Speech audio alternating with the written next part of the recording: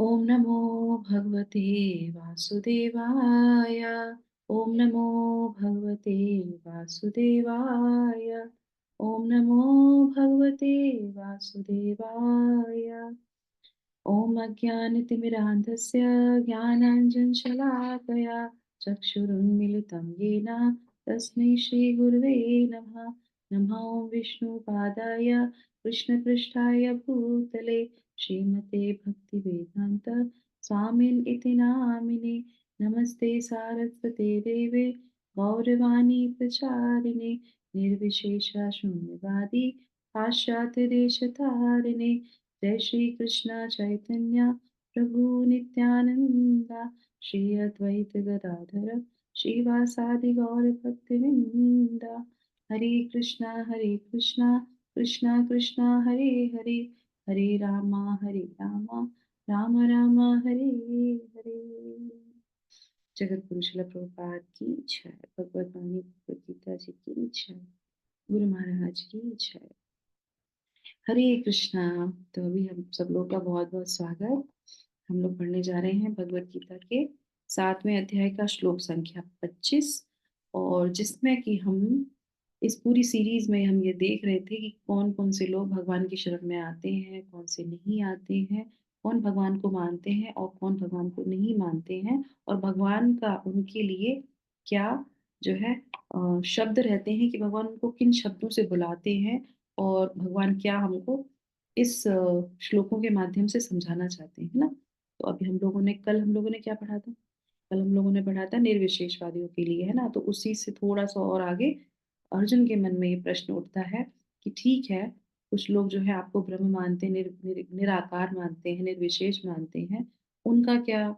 जो मनुष्य साधारण लोग हैं वो भी तो आपको नहीं मानते हैं।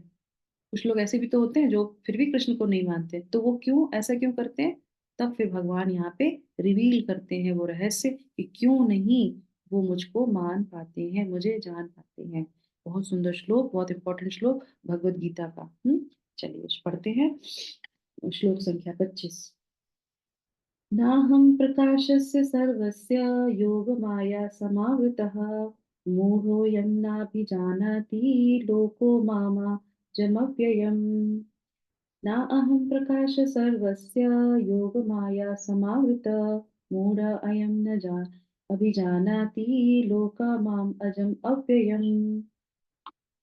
क्या बोल रहे हैं भगवान? मैं मूर्ख हूँ तथा अल्पज्ञों के लिए कभी भी प्रकट नहीं हूँ। उनके लिए तो मैं अपनी अंतरंगा शक्ति द्वारा आच्छादित रहता हूँ, अतः वे यह नहीं जान पाते कि मैं अजन्मा तथा अविनाशी हूँ। ठीक है, बहुत सुंदर। तात्पर्य पढ़ेंगे श्रील प्रभुपाद के द्वारा। यस, किरण माता जी पहले आप पढ़ लीजिए। हरे कृष्णा। जगत गुरु प्रभुपाद की जय। यह तात्पर्य यह तर्क दिया जा सकता है कि जब कृष्ण इस पृथ्वी पर विद्वान थे और सबों के लिए दृश्य थे, तो सब अब अब वे सबों के समक्ष क्यों नहीं प्रकट होते? किंतु वास्तव में वे हर एक के समक्ष प्रकट नहीं थे। जब कृष्ण विद्यमान थे तो उन्होंने भगवान रूप में समझने वाले व्यक्ति थोड़े ही थे। जब कुरु सभा में शिशुपाल ने कृष्ण के सभा अध्यक्ष चुने जाने का विरोध किया, तो भीष्म ने कृष्ण के नाम का समर्थन किया और उन्हें परमेश्वर घोषित किया। इसी प्रकार पांडव तथा कुछ अन्य लोग उन्हें परमेश्वर के रूप में जानते थे, किंतु सभी ऐसे नहीं थे। अब भक्तों तथा सामान्य व्यक्तियों के लिए वे प्रकट नहीं थे। इसलिए भगवत गीता में कृष्ण कहते हैं कि उनके विशुद्ध भक्तों के अतिरिक्त अन्य सारे लोग उन्हें अपनी तरह समझते हैं और वे अपने भक्तों के समक्ष ही आनंद के आगार के रूप में प्रकट होते थे, किंतु अन्यों के लिए अल्पक्ष अभक्तों के लिए वे अपनी अंतरंगा शक्ति से आच्छादित रहते थे। श्री भगवत गीता 1.9 1.8.19 में कुंती ने अपनी प्रार्थना में कहा है कि भगवान योग माया के आवरण से आवर्त हैं अतः सामान्य लोग उन्हें समझ नहीं पाते। ईशोप ईशोप उपनिषद में मंत्र 15 में कि वह योग माया आवरण की पुष्टि हुई है, जिसमें भक्त प्रार्थना करता है। थैंक यू माता जी। हिरण जस्ट हरे कृष्णा। यस। हरे कृष्णा। अ, ईशो उपनिषद में मंत्र 1.5 में इस योग माया आवरण की पुष्टि हुई है, जिसमें भक्त प्रार्थना करता है। हिरण्मयेन पात्रेण सत्य सह पीहितम मुखम तत्वतम पुष्ण पावृणु सत्य धर्माय दृष्टये। हे भगवान, आप समग्र ब्रह्मांड के पालक हैं और आपकी भक्ति सर्वोच्च धर्म है। अतः मेरी प्रार्थना है कि आप मेरा भी पालन करें। आपका दिव्य रूप योग माया से आवृत है। ब्रह्म ज्योति आपकी अंतरंगा शक्ति का आवरण है। कृपया इस तेज को हटा लें, क्योंकि यह आपके सच्चिदानंद विग्रह के दर्शन में बाधक है। भगवान अपने दिव्य सच्चिदानंद रूप में ब्रह्म ज्योति की अतरंगा शक्ति से आवृत हैं, जिसके फलस्वरूप अज्ञानी निर्वेशवादी परमेश्वर को नहीं देख पाते। श्रीमद् भागवतम में भी 14.7 में ब्रह्मा द्वारा की गई यह स्तुति है। हे भगवान, हे परमात्मा, हे समस्त रहस्यों के स्वामी, संसार में ऐसा कौन है जो आपकी शक्ति तथा लीलाओं का अनुमान लगा सके। आप सदैव अपनी अंतरंगा शक्ति का विस्तार करते रहते हैं, अतः कोई भी आपको नहीं समझ सकता। विज्ञानी तथा विद्वान भले ही भौतिक जगत की परमाणु संरचना का या कि विभिन्न ग्रहों का अन्वेषण कर लें, किंतु अपने समक्ष आपके विद्यमान होते हुए भी वे आपकी शक्ति की गणना करने में असमर्थ है। भगवान कृष्ण न केवल अजन्मा है, अपितु अव्यय भी है। वे सच्चिदानंद रूप हैं और उनकी शक्तियाँ अव्यय है। हरे कृष्णा, हरि बोल। थैंक यू सो मच माता जी, प्रेम माता जी, किरण माता जी, हरे कृष्णा। तो बहुत सुंदर तरीके से श्रील प्रभुपाद ने ईशोपनिषद में यहाँ पे जो है हमको उपनिषद का जो है वो दिया है, एग्जाम्पल प्रस्तुत किया है ना, और श्रीमद् भागवतम से भी बताया गया है। तो क्या समझ में आया इस श्लोक से हमें? इस श्लोक में जैसे जो लोग बोलते हैं ना कि भगवान साधारण है ना, एक बहुत फेमस सा एक वो बोलते हैं ना कि अच्छा भगवान करे तो लीला, हम करे तो रास लीला, है ना, ऐसे लोग बोलते हैं ना भगवान के लिए। तो जो भगवान करते हैं इतनी सारी रानियों के साथ, तो हम भी कर सकते हैं। तो वही है कि भगवान को पूरी तरीके से ना समझ पाना, तत्व के साथ उनको नहीं समझ पाते हैं। तो इसीलिए अब ये क्यों नहीं समझ पाते हैं, तो इसीलिए भगवान यहाँ पे बता रहे हैं कि वो जो है स्वयं आवरण की तरह आच्छादित रहते हैं, आच्छादित कर लेते हैं अपने आप को। और वो कौन सा आवरण रहता है? उनकी योग माया का, है ना। और दूसरा जो है यहाँ पे, तो यहाँ पे योग माया के द्वारा वो ढक जाते हैं ना, और इसीलिए कोई उनको समझ नहीं पाता। तो भगवान कह रहे हैं ना, हम प्रकाश सर्वस्य, है ना। तो मैं प्रकाश, प्रकाश का मतलब हो गया प्रकट होना, तो मैं किसी के सामने प्रकट नहीं होता हूँ ना, हम मैं नहीं होता। सर्वस्य सभी लोगों के सामने मैं प्रकट नहीं होता। योग माया समाप्ता, तो योग माया के समावृता मतलब ढका रहता हूँ। तो अब आप सोचिए, जब ये श्लोक हम लोग पढ़ रहे हैं, तो आप सोचिए हम कितने, भगवान की हम पे कितनी असीम कृपा है कि भगवान ने हमको उस योग माया से नहीं ढका। करेक्ट, उससे पहले हमको ढक रखा था, है ना, नहीं समझ में आया था हमको। पर भगवान की असीम कृपा से जो लोग दुर्गा जी के फॉलोअर थे, जो लोग शिव जी के फॉलोअर थे, या जिस किसी के भी फॉलोअर थे, उनके साथ निस्वार्थ संबंध होने से, उनकी प्रार्थनाओं से और उनकी भक्ति के कारण, उनकी सेवा पूजा के कारण जो है, उन्होंने किसकी ओर ट्रांसफर कर दिया? भगवान कृष्ण की तरफ हमको ट्रांसफर कर दिया, और हम लोग भगवान कृष्ण की शरण में आ गए। और उसके बाद जो है गुरु के आश्रय में आ गए। तो ये अपने आप में बहुत बहुत बहुत बड़ी कृपा है भगवान की, कि उन्होंने हमको योग माया में आच्छादित नहीं किया। तो यही प्रयत्न करना चाहिए, जितने भी लोग हैं वो सब जो है योग माया से जो है इसमें दो टर्म्स हैं, एक क्या है योग माया, और एक है महामाया। तो योग माया जो होती है, भगवान अपने आप को आच्छादित कर देते नहीं आते, पर जो जीव आत्मा है, जब ये किसी से ढका रहता है, तो वो योग माया नहीं होती है, वो कौन सी होती है? महामाया होती है। वो जब जीव के ऊपर कार्य करती है, तो वो क्या होती है? महामाया। और जो भगवान के लिए संबंध बनाती है, और वो किसके लिए होता है? अब यहाँ पे एक टर्म और आ जाता है, वो क्या है कि सिर्फ ऐसा नहीं है कि ये जो योग माया है, भगवान कह रहे हैं कि मैं आच्छादित रहता हूँ, ये सिर्फ अभक्तों के लिए है, साधारण लोगों के लिए, ये भक्तों के लिए भी है। भक्तों के साथ भी ऐसा होता है कि ये जो है कार्य करती है योग माया। तो कैसे हम लोग समझेंगे इसको कि भक्तों के ऊपर भी कार्य करती है? कोई बता सकता है? समझ में आया टर्म आपको? हुँ? कैसे करती है योग माया? कैसे ढाँक माता लेती जी, जैसे अर्जुन का था, अर्जुन जब युद्ध में था तो परिवार को देखकर एक तरह से वो विचलित हो गया कि युद्ध नहीं करना, यानी कि उसका योग माया ने उसको कवर कर लिया था। वो ज्ञानी था, भगवान से उसका संबंध भी था, लेकिन योग माया ने उसको आवृत करके जो है हुँ। भौतिक जगत में उसको डाल दिया, जो मुझे ठीक है, माता जी ने जो बोला है, वो सही समझ रही हैं बिल्कुल इस बात को, पर ये जो अर्जुन है, वो इसमें नहीं आते। पांडव ने शुरू से भगवान को भगवान कृष्ण माना है ना? और क्या है, जैसे अभी हम लोगों ने शिला प्रभुपाद का लिखा, उन्होंने क्या बोला कि भीष्म ने कृष्ण का नाम समर्थन किया था, परमेश्वर उनके लिए। वहाँ पे जो है किसके लिए? उस सभा के सभाध्यक्ष चुने जाने के लिए भीष्म ने, तो भीष्म ही जानते थे, पर वो उनके विरुद्ध कार्य कर रहे थे। क्यों? क्योंकि वो जानते थे कि मुझे इनका सहायता करनी है। अर्जुन को भी सब पता था। पांडवों को सब पता था, शुरू से ही पता था कि ये भगवान कृष्ण है, इसीलिए उनको मानते थे। कुंती महारानी को पता था कि वो मेरे जो है भगवान परमेश्वर है। इन लोगों के ऊपर कभी भी माया ने आवरण नहीं रखा, पर उसी जगह शिशुपाल के ऊपर रखा, उसी जगह दुर्योधन के ऊपर रखा, है ना? तो दूसरे लोगों के ऊपर रखा। इसकी बहुत अच्छी आपको बताते हैं, जो भक्त होते हैं भगवान के, कभी-कभी क्या होता है, भगवान जब योग माया कार्य करती है, तो वो क्यों करती है? वो उनको निकट लाने के लिए करती है। योग माया जब आवरण देती है, तो वो भक्तों को निकट लाने के लिए करती है, कि अब तुम्हारे अंदर कोई भी थोड़ा-सा डाउट है ना, तो इसका तुम यहाँ पे एक लीला होगी और उसके बाद तुम और ज़्यादा सरेंडर हो जाओगे और ज़्यादा प्रार्थना करोगे। तो कौन-सा था? ब्रह्मा जी।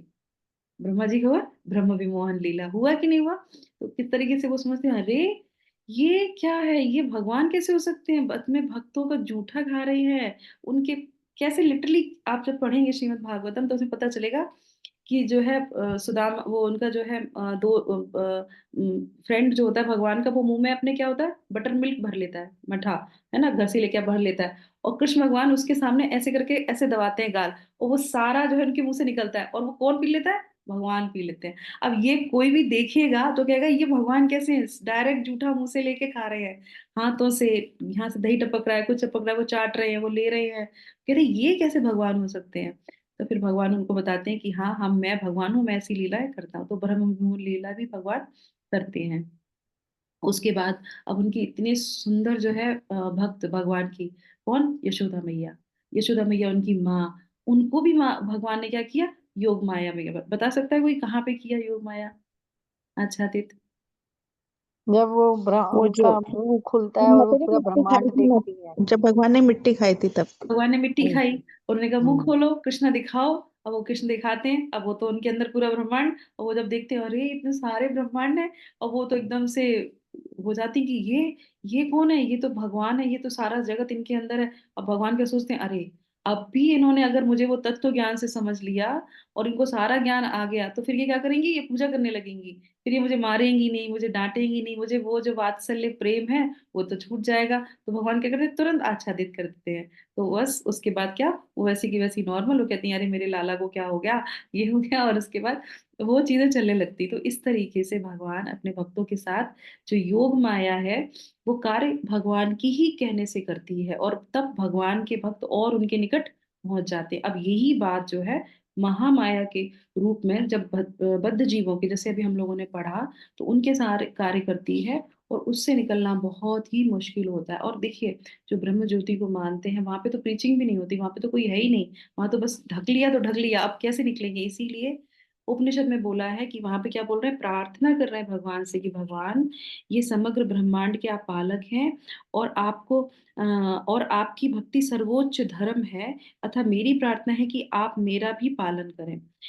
और आपका दिव्यमान योग माया आवृत है, ब्रह्म ज्योति आपकी अंतरंगा शक्ति का आवरण है। कृपया इस तेज को हटा लें, क्योंकि वह आपके सच्चिदानंद विग्रह के दर्शन में बाधक है। अब आप सोचिए, जो ज्ञानी होते हैं और जो ब्रह्म को मानने वाले होते हैं, योगी जन होते हैं, तो उनको इसीलिए बोलते हैं वो बहुत शुष्क होता है। शुष्क क्यों होता है? अब भगवान का रूप नहीं देख रहे हैं, भगवान की सेवा कैसे करेंगे? भगवान को अब हम लोग क्या करते हैं, भगवान को कपड़े पहनाते हैं, भगवान को भोग लगाते हैं, तो हमको आनंद मिलता है कि नहीं मिलता है? और वो एकदम शुष्क होता है, थोड़े दिनों बाद वो एकदम ड्राई हो जाता है। इसीलिए उनको किसी चीज़ में जो है खुशी नहीं मिलती, आनंद नहीं मिलता। भक्ति में क्यों आनंद मिलता है? क्योंकि भगवान के विग्रह की पूजा करते हैं। श्रील प्रभुपाद क्या बोलते हैं कि ये जो हमारा टेम्पल है, जो उन्होंने टेम्पल बनाए हैं, वो कहते हैं कि ये एक ऐसे समझ लीजिए जैसे एम्बेसी है ना? एम्बेसी है कहाँ के लिए? गोलोक जाने के लिए। पर वही बात जब वो बोलते हैं तो कोई लोग उसको मान लेते हैं और कोई लोग क्या मानते हैं, साधारण है, मंदिर ही तो है, वहां पे क्या होता है? अब वो भक्तों में कमियां देखेंगे, फिर वो मंदिर में कमियां देखेंगे, तो उनको कुछ समझ में नहीं आता, वो जाते रहेंगे, सब कुछ करते रहेंगे, पर महामाया के कारण उनको कुछ भी समझ में नहीं आता और वो हमेशा उसमें दोष ही निकालते। और पर जो भक्त होगा जिसपे भगवान की वो योग माया जो है का आवरण नहीं होता, वो ही उस मंदिर को सर्वस्व स्थान मानते हैं कि हाँ, इस स्थान पे आके मुझे वही सब दिखाई दे रहा है कि देखिए किस तरीके से यहाँ पे सुबह भगवान के दर्शन हो रहे हैं। ऐसे ही भगवान के जो है भगवान के धाम पे भगवान के दर्शन होंगे। भगवान ने इतने सुंदर वस्त्र पहने हुए हैं, भगवान ने जो फूलों की हार की माला पहन रखी है, हम इनकी सेवा में लग सकते हैं। सेम टू सेम वही चीजें जो है यहाँ पे हमको अभ्यास के लिए दी जाती हैं। भगवान का नाम का उच्चारण हो रहा है, कीर्तन हो रहा है, डांस हो रहा है, प्रसाद हो रहा है, सब लोग मिलके, ऐसा ही भगवान का धाम होगा ना, उसमें कोई भी द्वंद नहीं रहता। अच्छा ये तो छोड़ ही दीजिए, चलो भगवान की बात भी छोड़ देते हैं। ये जो महामाया योग माया की बात हम कर रहे हैं, ये धाम पे भी कार्य करती है। धाम हो गया, तीर्थ हो गया, स्क्रिप्चर्स हो गए, इनपे भी वो कार्य करता है। कैसे करता है? जैसे मान लीजिए अभी रिसेंटली क्या कुंभ हुआ, स्नान है ना? तो कुंभ स्नान में ऐसा वो ये हम लोग मानते हैं, इस बात को कोई दोहराए वाली बात नहीं है कि एक कहावत क्या कहते हैं कि जाकी रही भावना जैसी, प्रभु मूरत देखी तिन तैसी। तो भगवान की मूरत तो बहुत दूर की बात है, हम धाम और तीर्थ में भी जब जाते हैं तो वो भी ये तीनों चीजें ऐसी हैं जो अपने आप को क्या करती है, रिवील करती हैं। तो जिस भाव से, पहला भाव क्या हो गया कि हमने 6 महीने पहले से ही टिकट बुक कर ली कि इस डेट में हमको इस धाम पे जाना है, तो हमारा वो ने हमने उसको बंद कर लिया, बांध लिया कि हाँ ये तो हमें जाना ही जाना है, फिक्स हो गया हमारा। दूसरी स्टेज क्या होती है कि भगवान कृपा करेंगे, राधा रानी कृपा करेंगी, तीर्थराज कृपा करेंगे, तो हम धाम पे चले जाएंगे, हम प्रवेश हो जाएंगे। करेक्ट? तीसरी स्टेज क्या हो गई? सभी लोग दर्शन करने जा रहे हैं, हम भी दर्शन करके चले आते हैं, उसमें क्या बात है कि हम टिकट नहीं करा सकते? हम भी टिकट करा सकते हैं। तो ये तीन भावनाएं हो गई कि नहीं हो गई?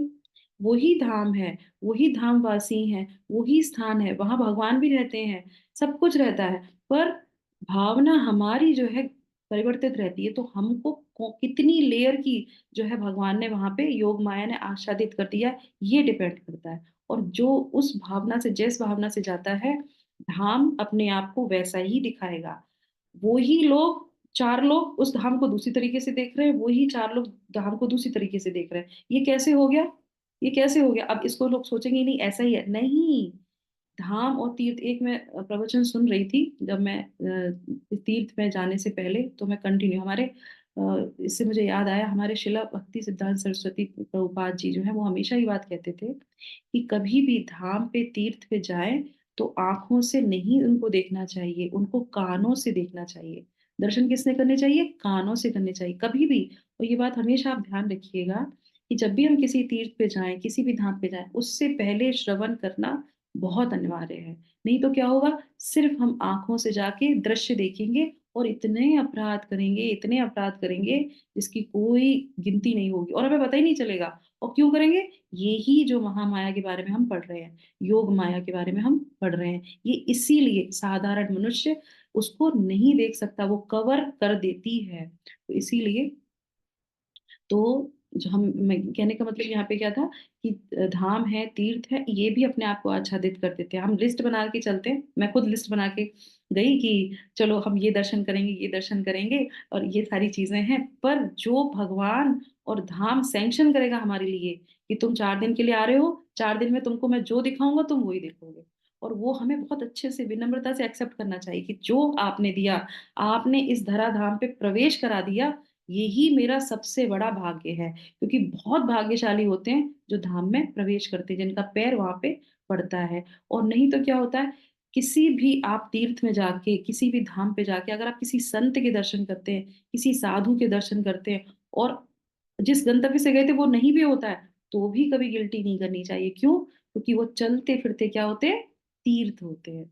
धाम चलता हुआ होता है। अगर किसी भी साधु संत के आप दर्शन कर रहे हैं, वो समझ लीजिए तीर्थ ने आपको खुद ही जो है क्या कर लिया? एम्ब्रेस कर लिया, आपको गले से लगा लिया, क्योंकि वो चलते फिरते तीर्थ है। तीर्थ और कहीं नहीं रहते, तीर्थ तो खुद ही उन्हीं के शरण में रहते हैं। तो ये बात हमें याद रखनी चाहिए कि किस तरीके से योग माया हमें हर जगह आच्छादित कर देती है ना? सॉरी, महामाया है ना, हम लोगों को महामाया करती है, भगवान जो है अपने आप को योग माया से करते हैं। उसके बाद क्या है? मूढ़ा अयम न अभिजानाति लोका माम अजम अव्ययम, है ना? तो इसमें क्या कहते हैं कि ऐसा मूढ़ व्यक्ति मुझे अजन्मा तथा अविनाशी जो है जो है समझ पाता नहीं समझ पाता कि मैं क्या हूँ? अजन्मा हूँ और अविनाशी हूँ। तो यहाँ पे मूढ़ शब्द की जो व्याख्या हो रही है वो क्या है?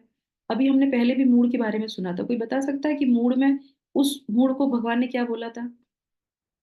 इसी में, इसी अध्याय में 4 लोग के बारे में था, उसमें एक मूढ़ था। हमने इतना लंबा तात्पर्य पढ़ा था, किसी को याद? यस। दुष्ट। हम्म। दुष्ट। हाँ, ठीक है, वो 4 लोग उसमें आते हैं, पर एक लोग को मूढ़ बोला था, है ना? तो आपको याद होगा, वैसे आप याद दिला देती हूँ, है ना? भगवान कहते हैं गधा, गधे की तरह। शिला प्रभुपाद कहते हैं गधे की तरह। मूढ़ मतलब वो क्यों बोलते हैं कि अननेसेसरी इतना वर्क करेगा, इतना कार्य करेगा, इतना कार्य करेगा जिसका फल वो नहीं ले सकता। अननेसेसरी जो वर्क करते हैं उसको कहते हैं मूड। तो वहां पे मूड उस कॉन्टेक्स्ट में बोला गया था। यहाँ पे मूड क्या बोल रहा है? यहाँ पे मूड इसलिए बोल रहे हैं कि सामने जो चीज होती है उसको भी नहीं समझ पाते। सामने जो चीज दृश्य होता है उसको भी नहीं देखते। जैसे चींटी होती है, चींटी सीधे सीधे सीधे सीधे जाएगी, ना वो इधर जाएगी ना वो उधर जाएगी, कहीं नहीं जाएगी। अगर उसको इधर डायरेक्शन में घुमा दिया तो वो उधर चलती चलती चली जाएगी। तो इसी तरीके से जो मूड यहाँ पे बोले हैं कि भगवान, भगवान के भक्त सब कुछ सामने होते हैं। जैसे अभी मैंने वृंदावन का मान लीजिए, आप ले लीजिए। वृंदावन में जाते हैं, वृंदावन में तो हम लोग सुनते हैं कि भगवान होते हैं, भगवान हर जगह वहां विराजमान है, फिर भी उनको भगवान की फीलिंग नहीं आती है ना? तो क्यों नहीं आती है? क्योंकि वो आच्छादित करके रखते हैं। भगवान कहते हैं कि वो मूड है, वो मुझे नहीं समझ सकते कि मैं अजन्मा हूँ और क्या हूँ? अविनाशी हूँ, मेरा कभी नाश नहीं होता, कि मेरा जन्म होता है और भगवान मर जाते हैं, भगवान चले जाते हैं, ऐसा नहीं है, है ना? अब इसके बाद जो है शिला प्रभुपाद यहाँ पे जो ये दिया है उसी के साथ हम लोग यहाँ पे विराम करेंगे। क्या बोला शिला प्रभुपाद ने? कि भागवत में जो है, ये लास्ट वाला जो बोला था, ये कि कुंती महारानी अपनी प्रार्थना में कहा है कि भगवान योग माया के आवरण में आवृत हैं, अतः सामान्य लोग उन्हें समझ नहीं पाते, है ना? और लास्ट में क्या बोल रहे हैं कि हाँ, अपने समक्ष आपके विद्यमान रहते हुए भी वे आपकी शक्ति की गणना करने में असमर्थ रहते हैं। भगवान कृष्ण न केवल अजन्मा है अपितु अव्यय भी है। वे सच्चिदानंद रूप है और उनकी शक्ति अव्यय है। ये बात वो नहीं जान पाते, इसीलिए हमें क्या करना चाहिए? तो ये जो कुंती महारानी के प्रेयर है, ये हमारे लिए प्रार्थना है। और ये हमारा जो ईशोपनिषद से दिया है, ये क्या है? ये भी हमारे लिए प्रार्थना है इस अध्याय में, कि हमको भगवान से प्रार्थना करनी चाहिए। ऐसा नहीं कि अभी हम लोग हरे कृष्णा मंत्र बोल रहे हैं तो हमको भगवान प्रकट हो गए, नहीं। हर पल पे हमको भगवान की प्रार्थना करनी चाहिए। चाहे हम किसी धाम में जाएं, चाहे हम किसी तीर्थ में जाएं, हम मंदिर में भी जाएं, तो भी हमें कि हम वहां जाके कोई अपराध ना करें। हमको भगवान वो ज्ञान प्रकट करें, वो जो है कि हम भगवान से और ज्यादा कनेक्ट हो सके। तो कुंती महारानी क्या बोलती है? अब वो तो उनकी बुआ थी, है ना? उनसे उनका कितना अच्छा संबंध था, फिर भी वो प्रार्थना करती हैं। तो ये प्रार्थना में याद दिलाती हैं कि हमको कभी भी जो है महामाया पकड़ सकती, योग, हाँ, महामाया पकड़ सकती है, इसलिए हमें हमेशा भगवान की प्रार्थना करनी चाहिए। तो हम लोग कुंती महारानी की जो ये श्रील प्रभुपाद ने जो बोला है, वो श्लोक संख्या जो है 19 में आता है ना? 8वें अध्याय का है, श्रीमद् भागवतम के पहले स्कंद के 8वें अध्याय में 19 में से जो है 18वें से जो है प्रार्थना चालू हो जाती है ना? श्लोक संख्या 18। तो 19 में जो है कुंती महारानी क्या बोलती है वो पढ़ेंगे हम लोग। उसमें बोलती हैं, माया जवनी कांचनम अज्ञादोक्षजम अव्ययम नालक्ष्यसे मूढ़दृशा नटो नाट्यधरो यथा। अब यहाँ पे वो क्या बोल रही हैं कि आप जो है भौतिक आवरण से अपने आप को ढक लेते हैं और कैसे करते हैं, जिसका मैं ट्रांसलेशन सुनाती हूँ आपको। सीमित इंद्रिय बोध की सीमा से परे होने के कारण आप मोहमयी शक्ति के पर्दे से ढके हुए शाश्वत अविनाशी तत्व हैं। आप मूर्ख दर्शक के लिए अदृश्य हैं, ठीक उसी तरह जैसे कि एक अभिनेता जो एक कलाकार के वेश में है पहचाना नहीं जाता।